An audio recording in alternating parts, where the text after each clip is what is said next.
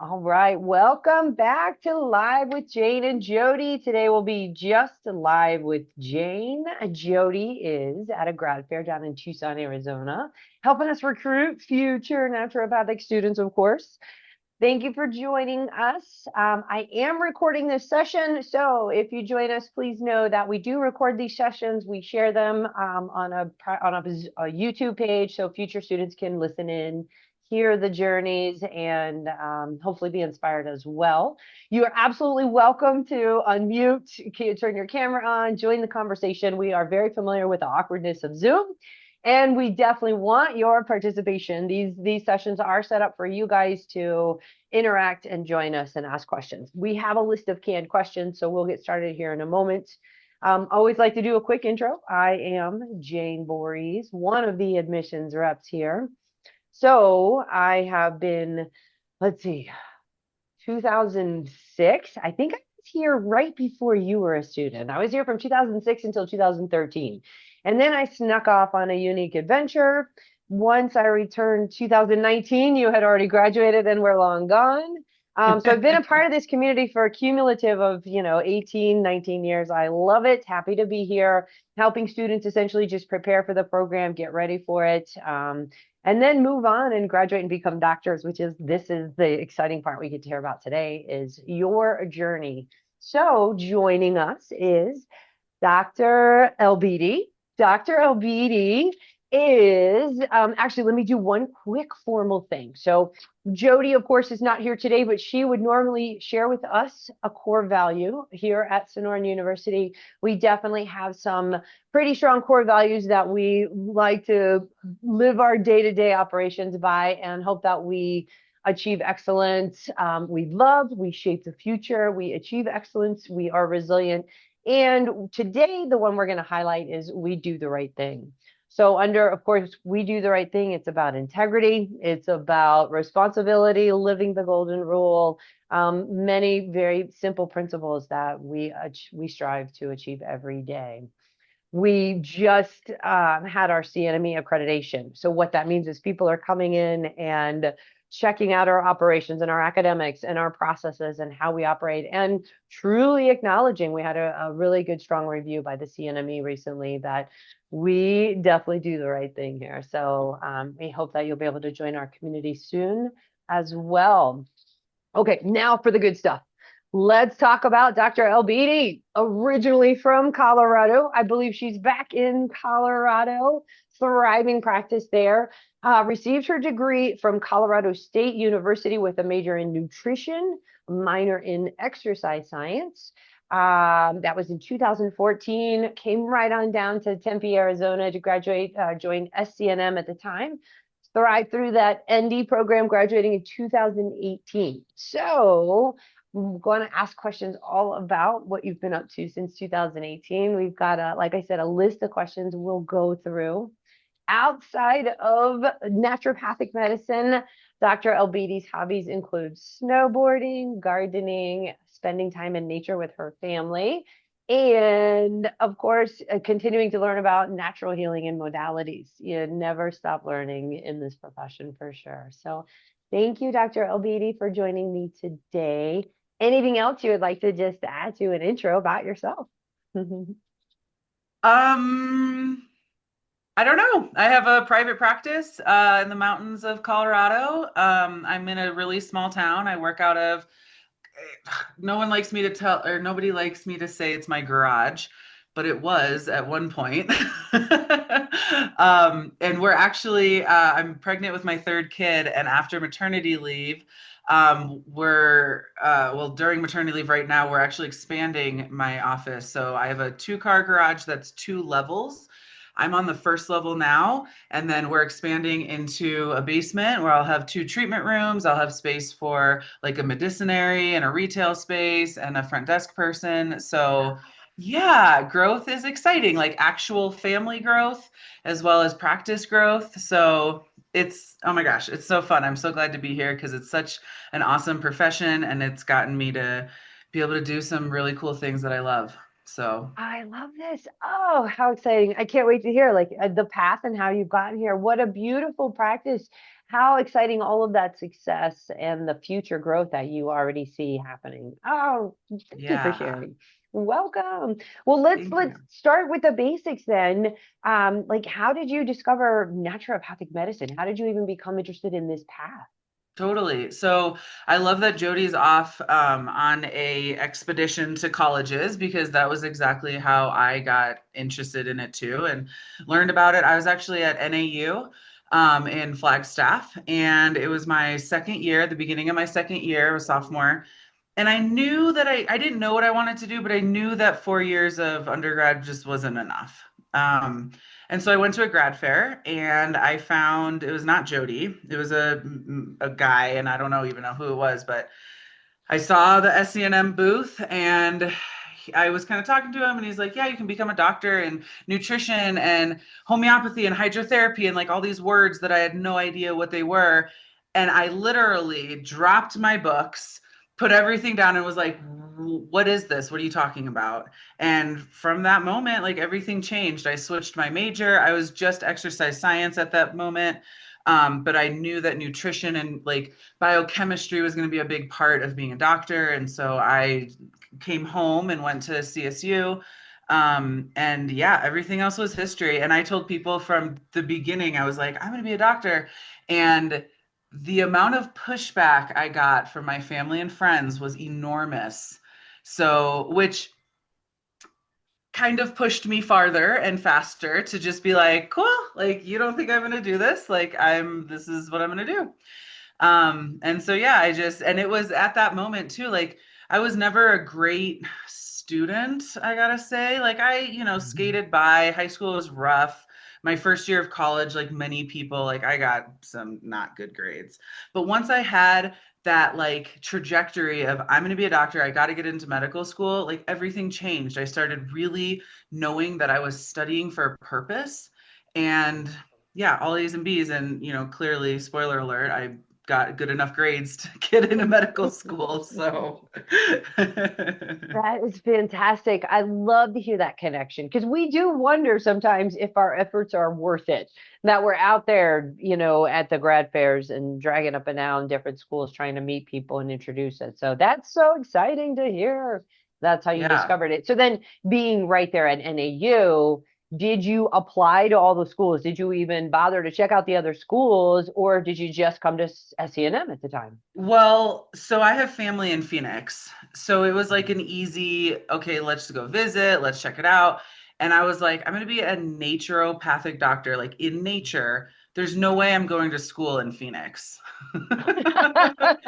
So naturally, I went to Sure. Bastyr and I went to NUNM and checked those out. And and I think like I talk about this a lot in practice too, of just like the guiding force of nature and how we're meant to go in the place that we're meant to go. And my place was Arizona. And for different reasons, Bastyr wasn't the right fit. And Mhm. neither was Portland. One of the things they told me was, so here's our library, and here's the depression lamps that people sit Oh, under because oh it's dear. so dark and gloomy.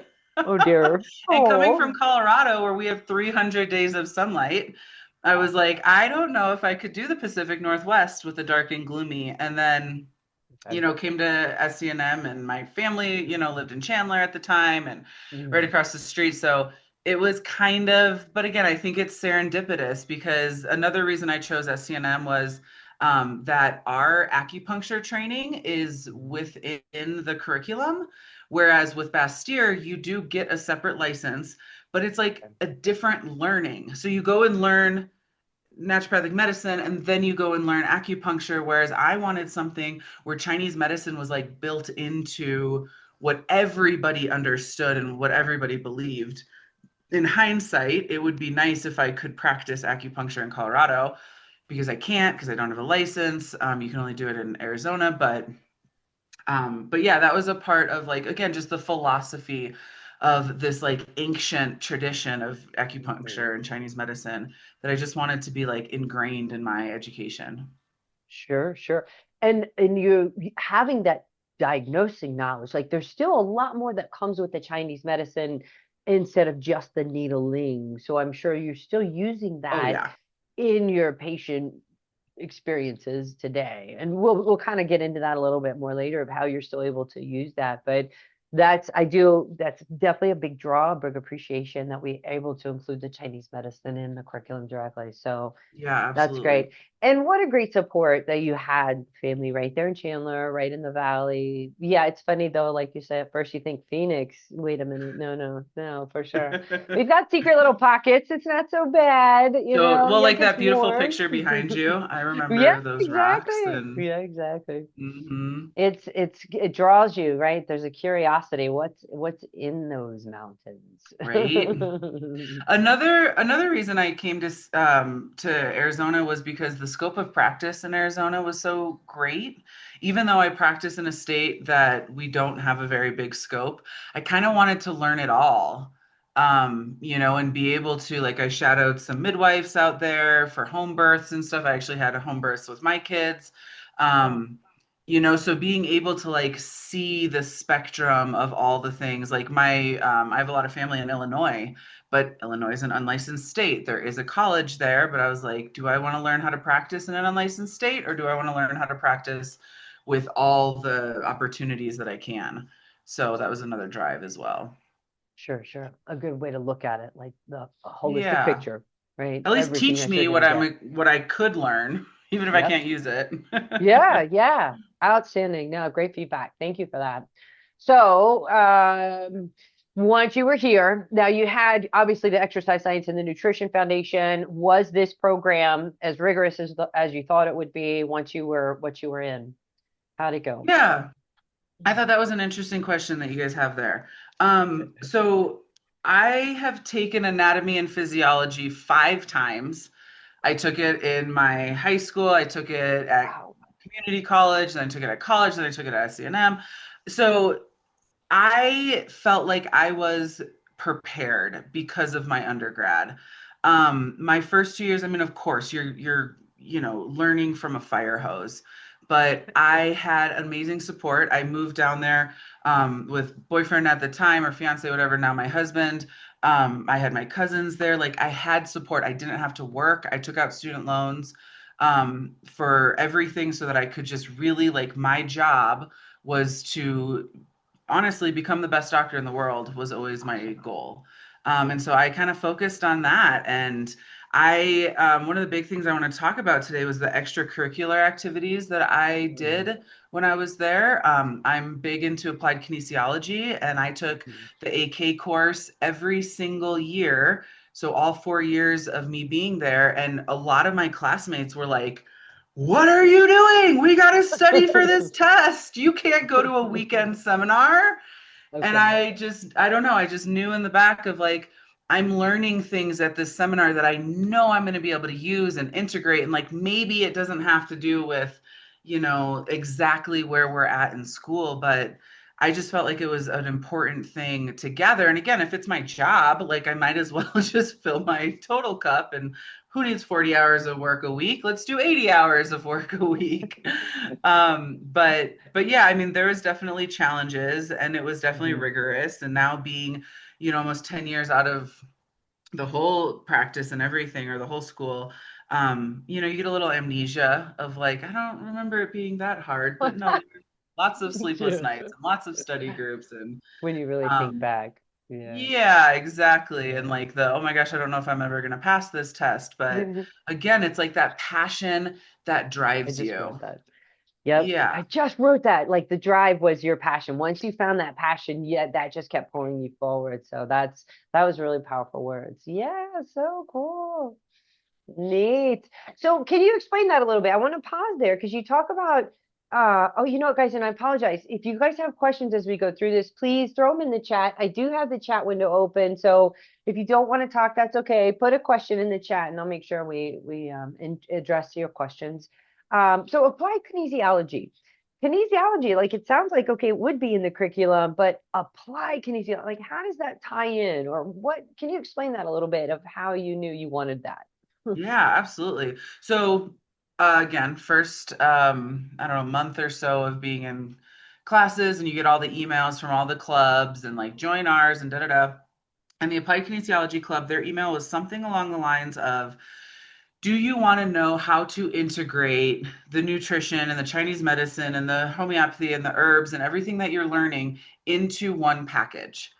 And I said, well, duh, that's why I'm at Isn't that naturopathic what we're school. doing here? Yeah. And the woman who emailed me back, she was, I don't know, in her third year or so, and she was like, we learn it at school. We have to learn it like in sections where Okay. it's like, okay, here's your bot med, here's your phys med, here's your Sure. gen med, right? We learn it in these sections, and putting it together is kind of that art of practice, and that's what AK is going to teach you, is kind of how to put it all together. So that was my first introduction to it.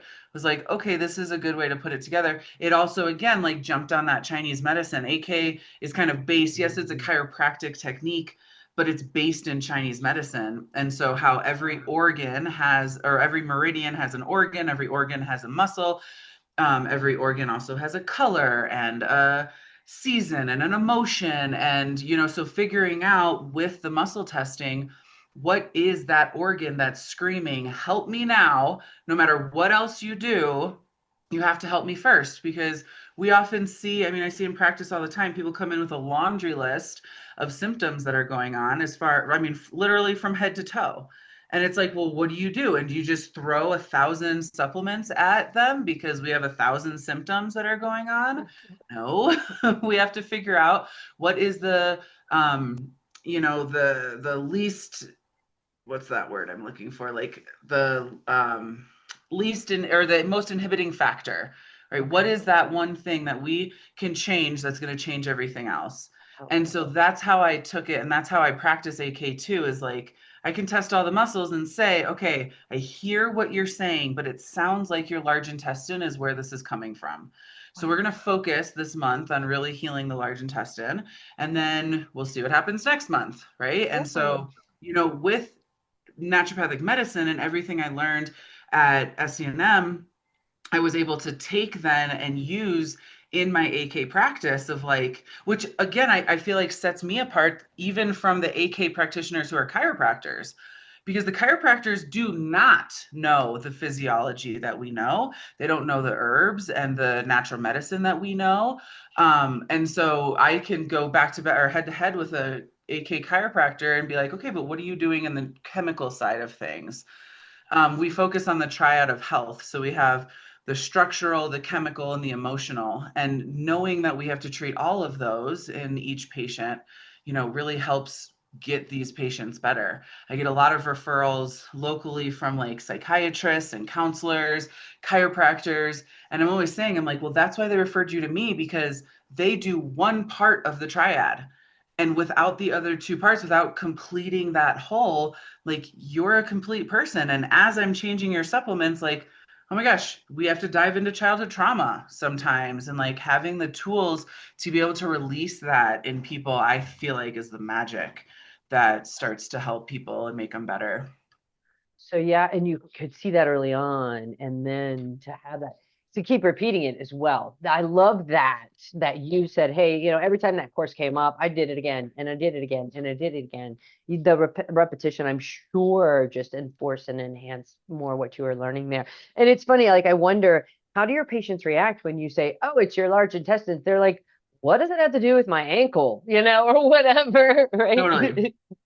Totally. Yeah. So at first in practice, I did a lot of talking and a lot of explaining myself. And I still do. And I say how, like I just said, like everything is connected, and we have these meridians. Meridians have organs. Organs have, a trail. I tell them it's So cool.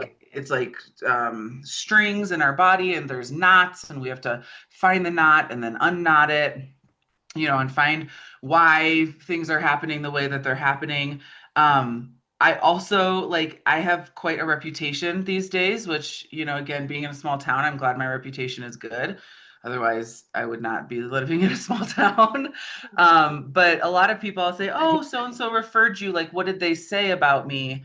And they're like, oh, I don't know. They just said if you have an issue, you got to go see Dr. Heidi. The And voodoo witch so doctor in the mountains. pretty much. Yeah, pretty much. And so half the time I don't have to explain it, or I'll start explaining it and they're just like, whatever works, because I've been to not thousands, but all Yeah. these other Yeah. practitioners, nobody's been able to help me. Here I am. I Mhm. trust you.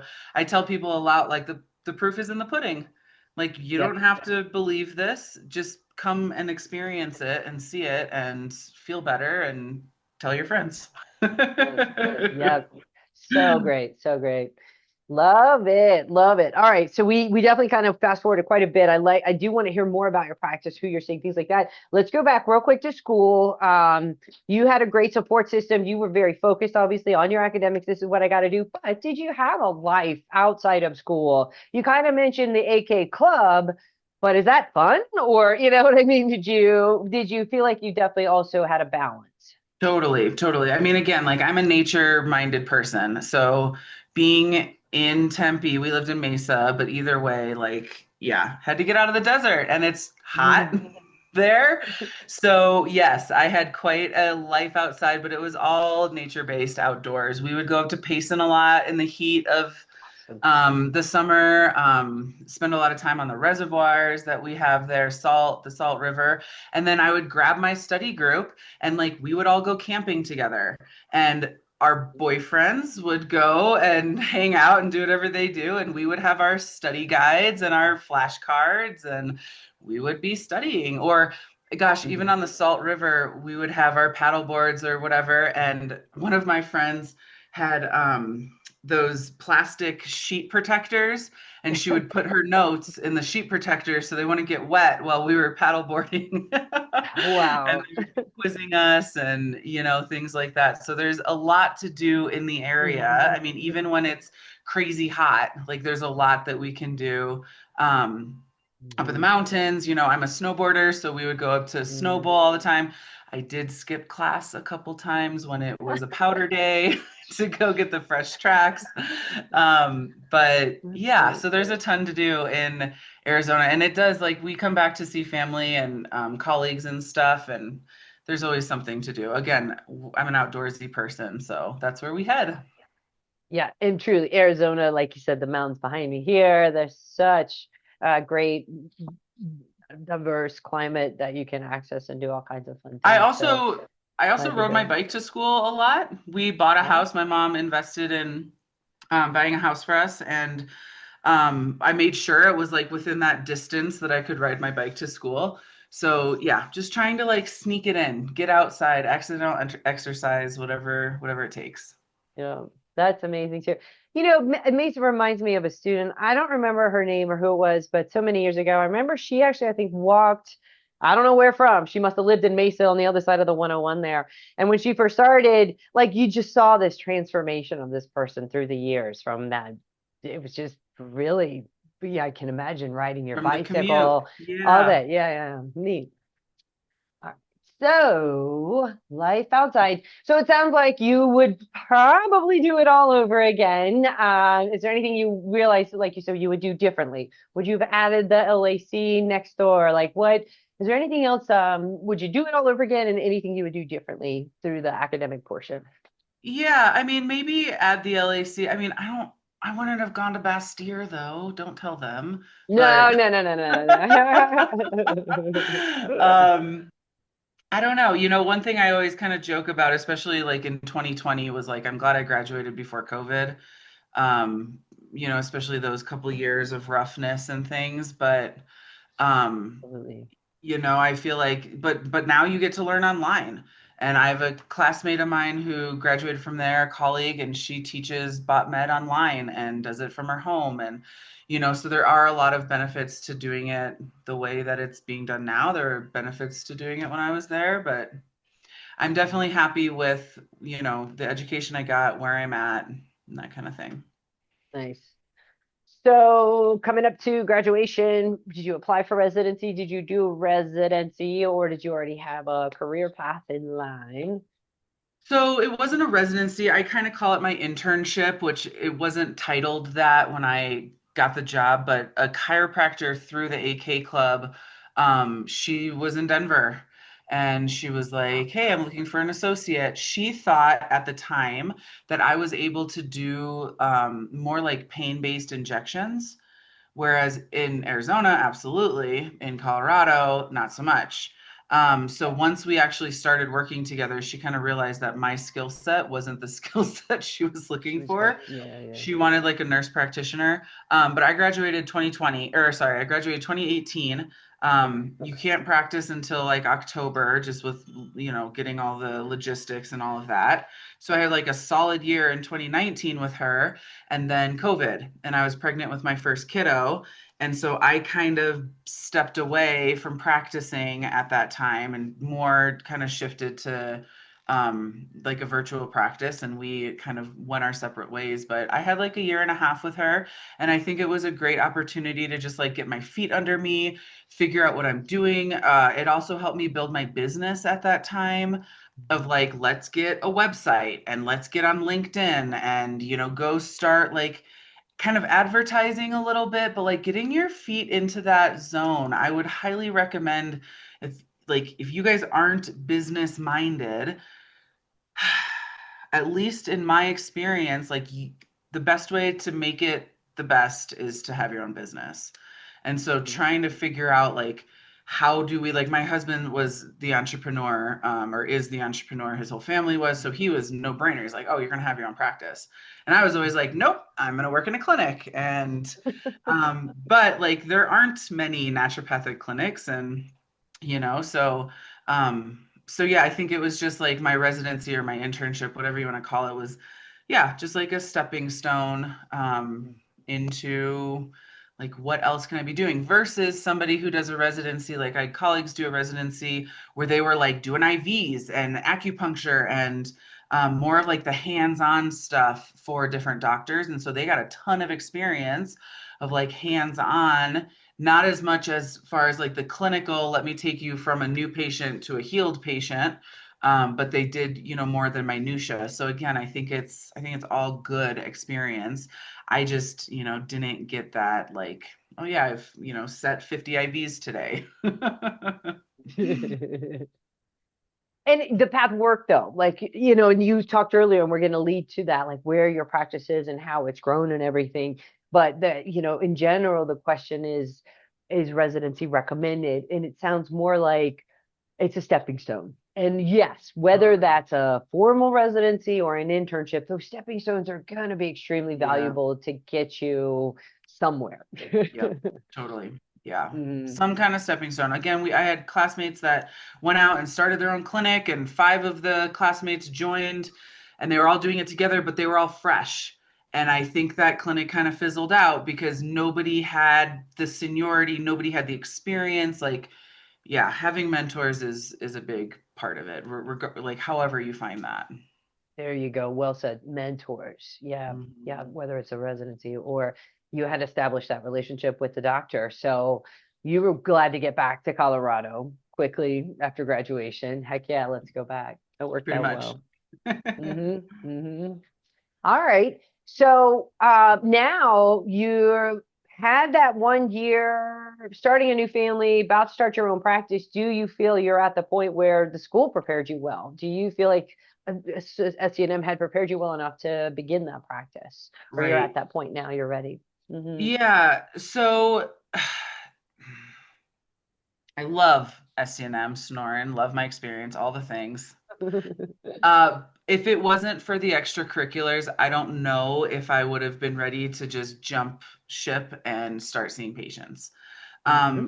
Given the hands-on of AK, yes, 100%. I mean, my first instructor told me from day one, start putting your hands on people, touch them, adjust them, feel, the old phone book, which we don't have phone books, so I use my Materia Medica for homeopathy. But you put a piece of hair in between the pages and see if you can feel it. And the more pages you can stack feeling that piece of hair, it like defines your fingertips so that you can, I can run my hand. I actually just taught a course for Colorado naturopaths on adjusting, and everybody coming up like, where's my problem? Can you adjust me? And I just run my fingers down their spine, and it's like, okay, this vertebrae is twisted that way, this one's here, right? Like this is what Yeah. we need to treat. So you get your hands, and I got those words early in my career of like practice, practice, practice, practice, practice. And it wasn't from an SCNM instructor, it was from, the AK instructor and whatever. But And then as far as, like I said, with business, I didn't know how to run a business. I still don't know how to run a business. I tell my husband every day I come home from work and I'm like, I'm so glad that I'm good at what I do and that the medicine works. Because half the time, I mean, yeah, and I have good retention, right? So I don't have to go out and advertise all the time and do this. Mhm. So I think what SCNM taught me and what naturopathic school taught me was the medicine. And if you can learn the medicine, the healing comes because it does work. Like the other day I gave somebody skull cap. They weren't sleeping, and I was like, "Here, try skull cap." And they came back and they were like, "I can't tell you how amazing it is that one herb did so much to support my calm down, my sleep, my Oh, dreams, waking up love that. happy, like, and so I always give such, such good weight to our medicine of like, Mhm. this is what is helping you in your body and your vital force and the principles of naturopathic medicine that we learn. Like, if we just stick to the basics, we're going to help so many people. And then if you do, the fancy, like, oh, here, let's throw in a couple, fancy things that I've learned now outside of school, things might work faster. But SCNM was definitely amazing at teaching me the basics, and like pounding it into me. I tell people all the time too, medical school is a brainwashing experience. Whether you're brainwashed in Western or brainwashed in natural or Eastern, like, they did a great job at saying this works, this is what you do, and I trusted it blindly, and I'm the blind leading the blind, and people get better, and like I said, the proof is in the pudding. So yes, yeah, learning the medicine is very important. But these tips are awesome as well. Like what was maybe a little lacking and what where we can remind students, all right, make sure you're picking up some extras on the side if you can. Yes. Lucky for you, I had an excellent resource in your spouse helping you run that business or make sure that it's run well. But and so look for professionals. If you're not an expert in that area, find the resources and the professionals to get the right support as well before it's too late and yeah, you're not successful. Such good tips. Like I just wrote down some great notes. Thank you for sharing. This is really good guidance. So let's go into like your practice itself. I wanted to know more about like now, are you seeing everything from pediatrics all the way through to geriatrics, everybody in between? Do you have a primary patient that you see? What is your day-to-day clinic like? Totally. So I'm stealing this term from somebody, but I see from womb to tomb.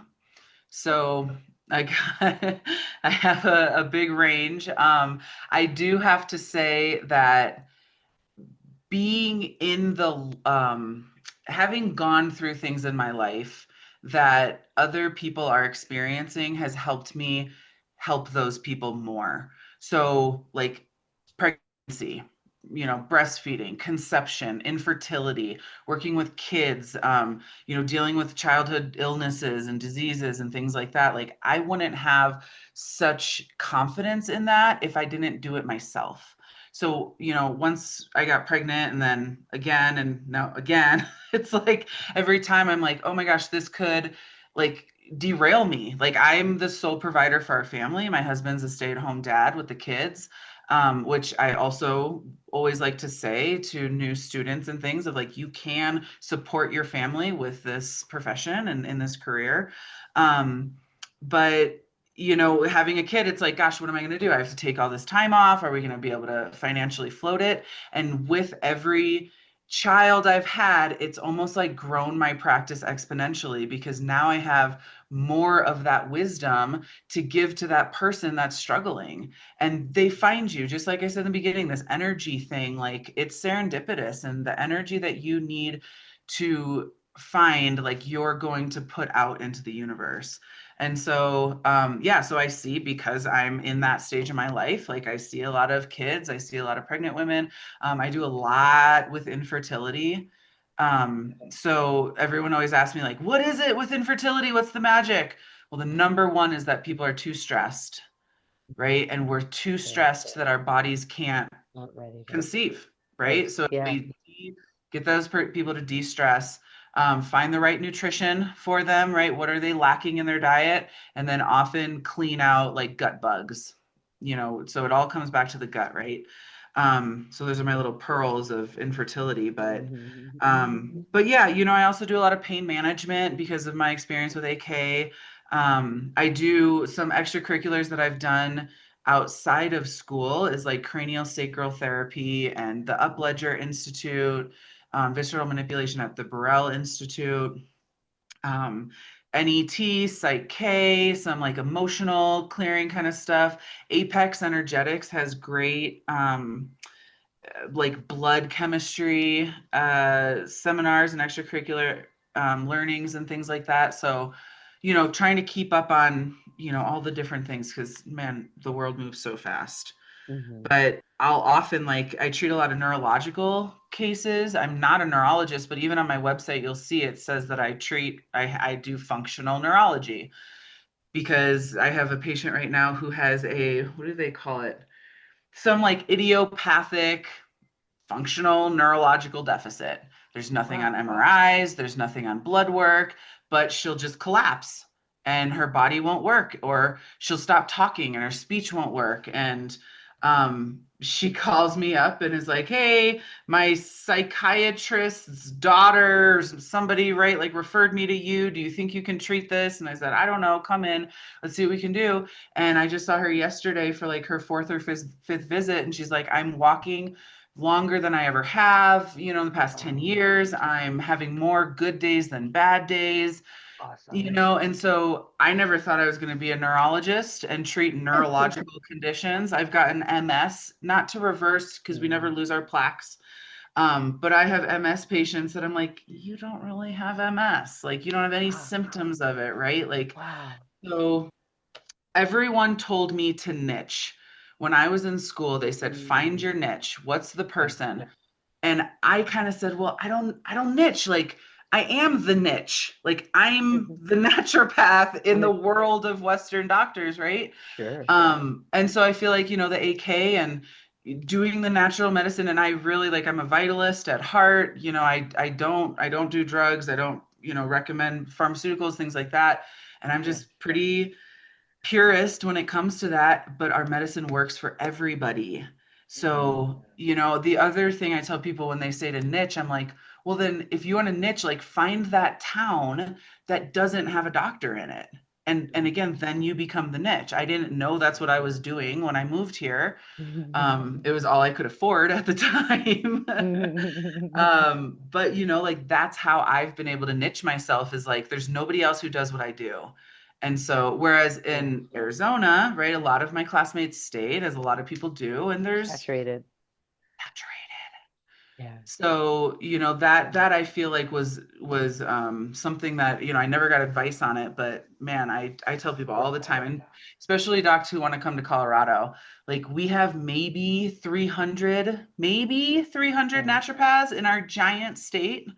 and it's not enough, so go to a place that you are in need, like they are in need of you, and you Mhm. will fill that niche pretty quickly. Fantastic. Yeah.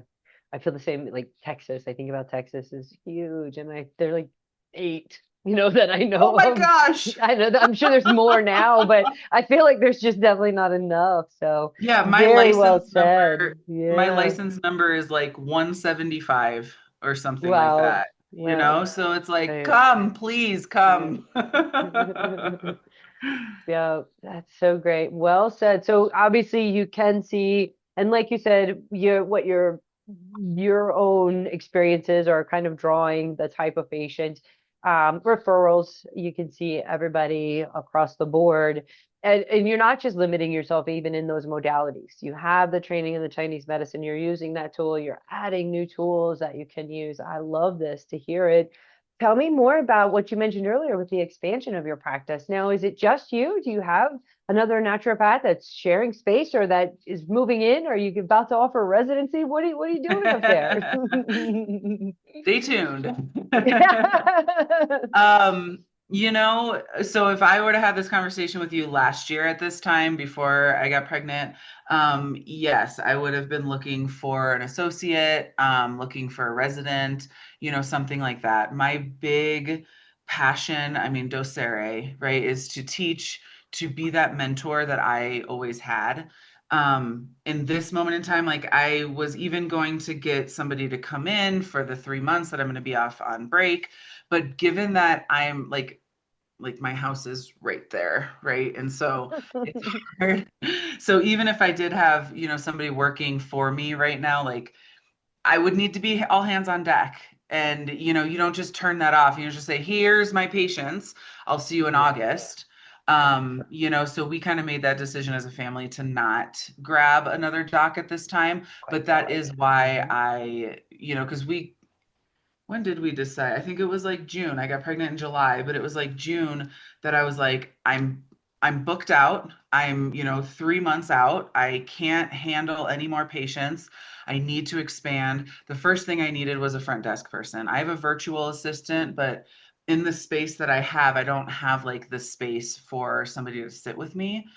So this whole build out came because I just needed a front desk person. And then I was like, well, let me open it up and see if there's other doctors. And I came to Sonoran last over Thanksgiving break and hung out with one of my colleagues who has a clinic shift there and, met with her students and things. And so, yes, I don't have a residency yet, but I think next year, give me a year to figure Awesome. out what's happening with my life and my family and everything. But and again, like I said, I just had to put something on social media recently of like I'm not taking new patients right now. Sure. It's not fair to them. It's not fair to my current patients. And I don't like that. Like, not Right. because of a financial reason, but because we need to get this healthcare to the people. And so, yeah, eventually my goal would be, um, to have another doctor in here and Nice. train them. Mhm. And my mentors always wanted to keep me and be their retirement plan, and I that didn't work, and that brings a little bit of bad blood, I feel like, and bad juju to the relationship. So I've always said whoever joins me, like, I just want to help you spread your wings, and whether you want to Yep. stay with me and work with me or learn what you learn and then go off and fly and do something else, like, there's no competition in our field, in my opinion. There's just Mhm. so many people that need our help. Growth, growth. There's definitely plenty of room for growth for sure.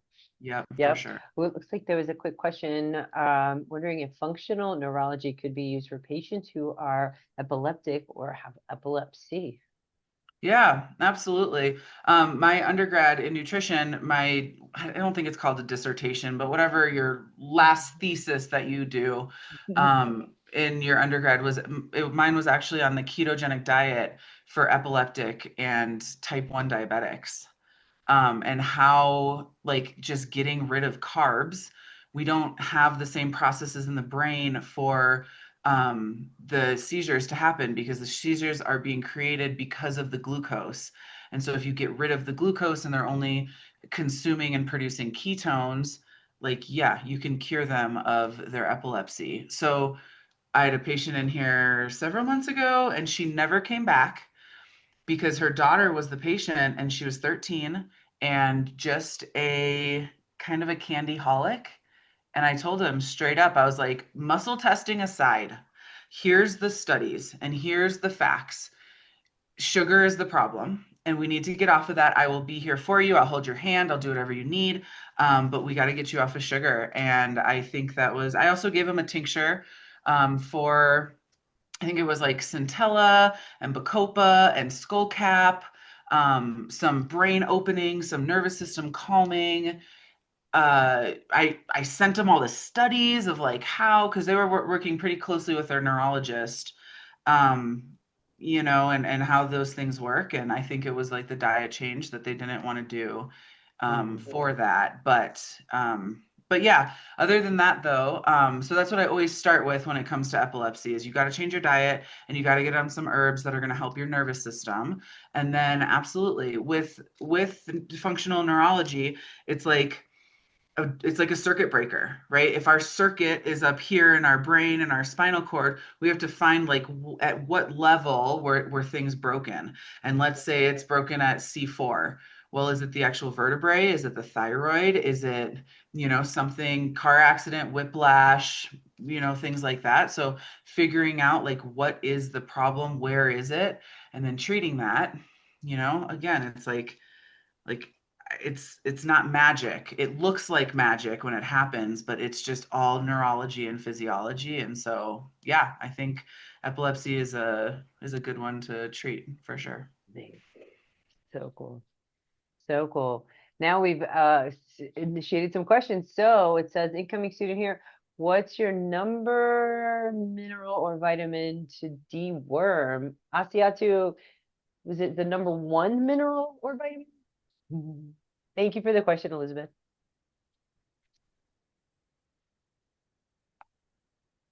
The number one, well, so I always tell people if I was stranded on a desert island, I would bring NAC with me, N-acetylcysteine. It's a precursor to glutathione. It's a great mucolytic. They tried to take it off the shelves during COVID because it works so well.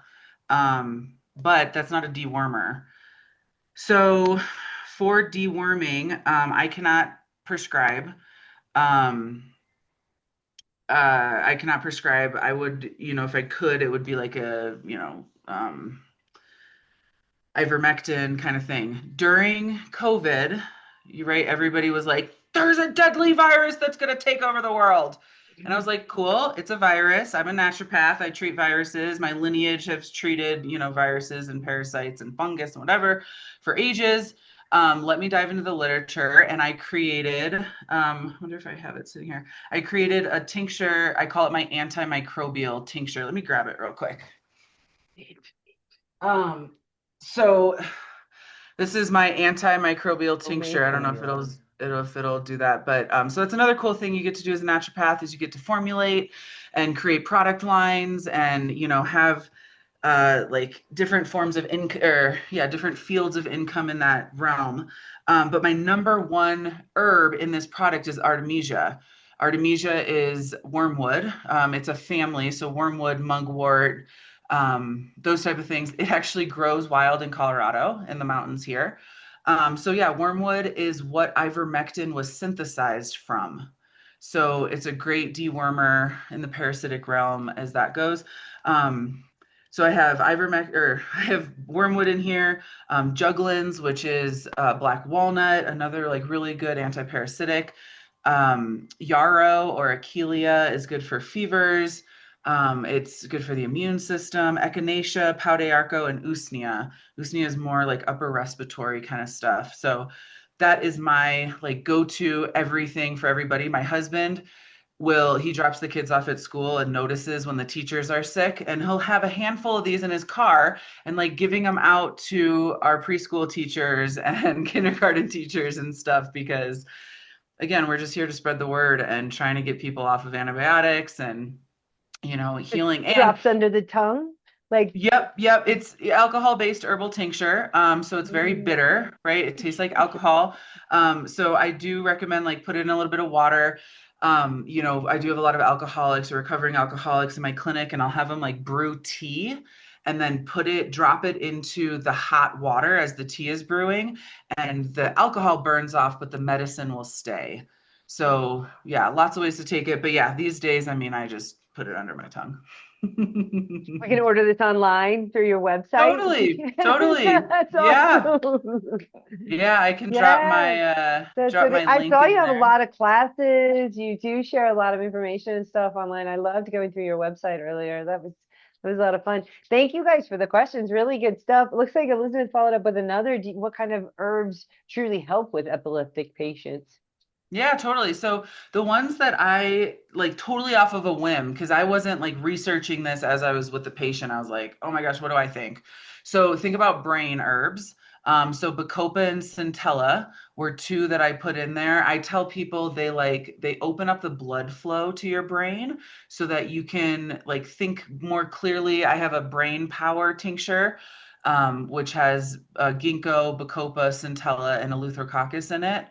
Um, So yeah, so those were part in it. And then also like calming the nervous system down, right? Her neurologist put her on gabapentin. And so similar, trying to like match what they're doing pharmaceutically. And that's why I use skull cap, and I probably use maybe chamomile. But think like open the brain so that we can get more blood flow, more nutrients. Ideally, you're eating like a high nutrient rich diet. So we want to get the nutrients up to the brain, not the candy and the sugar. And then calming that nervous system with the skull cap. I don't think I use valerian. She's because she was only 13. Passion flower is a really good one for kiddos. Chamomile, like I said. So it's like we're taking, and she was stressed. The daughter was stressed. Every time a stressful thing happened, her parents were divorced. So every stressful thing that would happen would trigger the seizures. So Wow. even more so, I was like, okay, we need to get something that's going to kind of reduce this stress. So think homeopathy with that realm too. That's why naturopathic medicine is so cool, guys. Mhm. Like we have so many tools in our toolbox. I just can't even. Love it. But yeah, those are a handful of herbs, just again off the top of my head. So great. Good stuff. Good stuff. All right. So, I mean, you named so many different modalities, and even just now, just acknowledging that's what's so cool about it. So, there's not what is there one modality that you see yourself resorting to more than another? Is it botanical a lot, or just you're constantly Um, all over? Here's my link so you guys can see Oh, there you my go. more so. I Great mean, job. again, I'm not expecting you guys to buy tinctures, but just kind of see what's possible. As a like mom of two kids and sole provider and all the things, right? Um, but yeah, what single modality that I use. I mean, again, I have my modalities I would use if I was stranded on a desert island. When I was in school, my theory, my thought, like I'm a survivor of 2012 and the world was supposed to end in 2012, right? And I was in college at that time. And so I was like, all right, at some point the world's ending, the lights are getting shut off, we're going to have an EMP that's going to cancel the internet and all the things. So I always said, I want to be able to practice medicine with nothing. And so I use, yeah, a lot of herbs that grow in Colorado. I think homeopathy is like the best bang for our buck.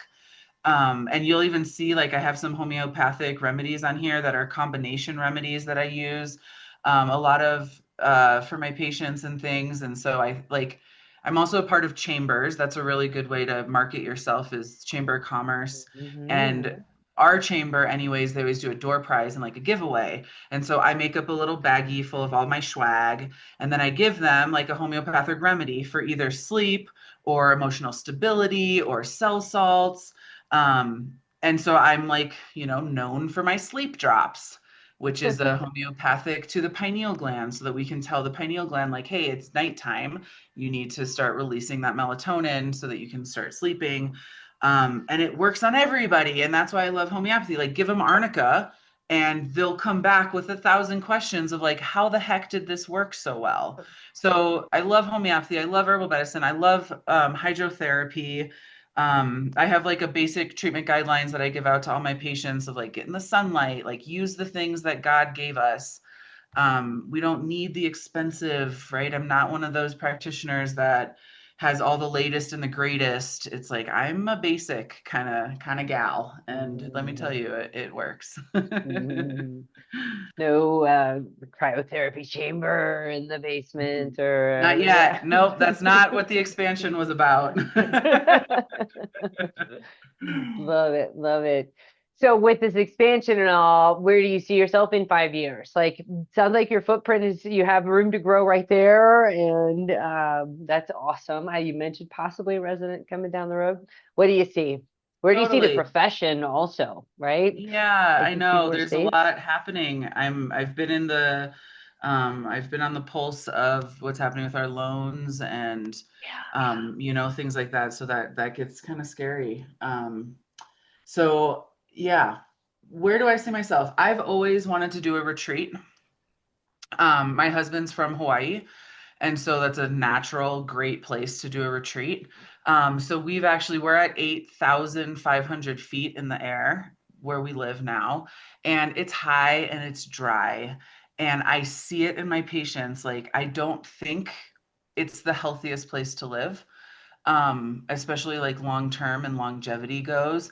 Whereas on the flip side, my husband's family in Hawaii, his grandparents are in their mid 90s and, kicking, loving life. Yeah. I see patients come in, I'm like, oh, you Surfing got to be in every your day. 80s. And they're in their 60s, but they're wrinkled and you can see it in the dehydration. So I don't know if Bailey is our forever home.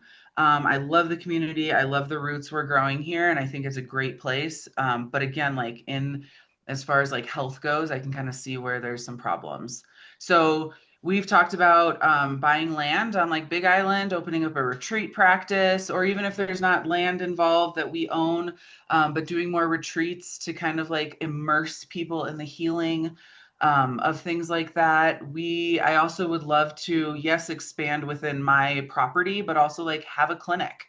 Um, again, there's not help. I'm an hour from the closest urgent care.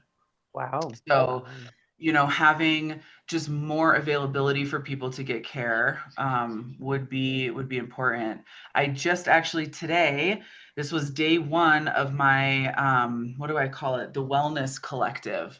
So I'm doing like a virtual online twice a month, kind of through maternity leave, being available for education, talk about the philosophy of naturopathic medicine. I also go into like different protocols that people need. Have a Q&A, that kind of thing, but just like Okay. make our medicine more aware. I want this to be the first thing people go to, before they're like, oh, I got to go to urgent care for whatever. Um, so yeah, Yep. I've got a lot of dreams. I always have. So I'm really hoping, and again, like this medicine has been able to fulfill and fill my cup so much that Yeah. yeah, Yeah. I love what I do. So Yeah. hoping to I just love continue. it. All right, we're coming down to about 2 minutes to go here. I am super grateful for all this words of wisdom. This has been such a great conversation. So, truly, I guess with that, like any final words of advice as I look at the names that I have on the screen, yeah, pretty much everybody that's on this call at the moment is admitted to our program or very, very close to it, I think. So I know they are looking to be future students. Any final words of advice to give our folks that are about to embark on the program? Yeah, totally. So in school, my advice would be find mentors, right? Find doctors who have done this before, ask them questions, shadow them, get your hands on people, be a part of the clubs, like whether it's one or five, like find your, niche as far as like just learning, like learn what you have to learn now. Um, I didn't have kids when I was in school, so I was able to like really just focus and deep dive. And I just am very grateful that that was my path. So yeah, the more learning that you can do, get your hands on things, shadow, go to the state that you want to practice in, shadow those doctors, get the treatment yourself, get the acupuncture, do the diet changes, do the coffee enemas, do a juice fast, like do all the things that you're going to be recommending to your patients because if you don't know what it's like, you won't be able to, you won't be able to tell them what it's like. So, yeah, be that. I was never like the wounded healer, which a lot of people say, like, oh, the best healers are the ones that healed themselves first. Which I guess there were like through school, there's a lot that I did heal on myself, but you don't, that doesn't have to be your story either. Like you can just be here to, fight the good fight and it's all the basics, guys. Again, you don't need the fancy, expensive equipment. Like just focus on the basics. Learn your physiology. Year one is really important. I think that separates us from medical doctors is that we know what their drugs are doing for their patient better than they know what their drugs are doing for their patients. So yeah, don't blow by those classes and whatever. It's all important stuff. You'll come back to it. Thank you so much. It was such a pleasure chatting with you today. LBT, Dr. LBT. I Yep. think I finally got that pronunciation correct. Truly, yeah, this has been a pleasure. So grateful for all your words of wisdom. If you're ever in town, come on by, say hello, don't be a stranger. Everybody on the Fantastic. call, we'll do another one next month, March 25th. We're going to meet Dr. Philip Wozni. Was he a student with you? Do you recognize that name? Dr. I didn't Wozni? know. I think he Yeah. might have graduated prior before you did, but always fun to hear our alumni story. So thank you everybody for joining us. Have a great afternoon. Congratulations on your success and growth and beautiful family. Thank Have a you. great Yeah, and if day. you guys on the call, if anybody wants to reach out, do some shadowing or just yeah, get some advice, let me know. Appreciate that. Thank you for the offer. Yep, of All right, course. everybody. Have a Good great luck, week. everyone. Thank you. Bye.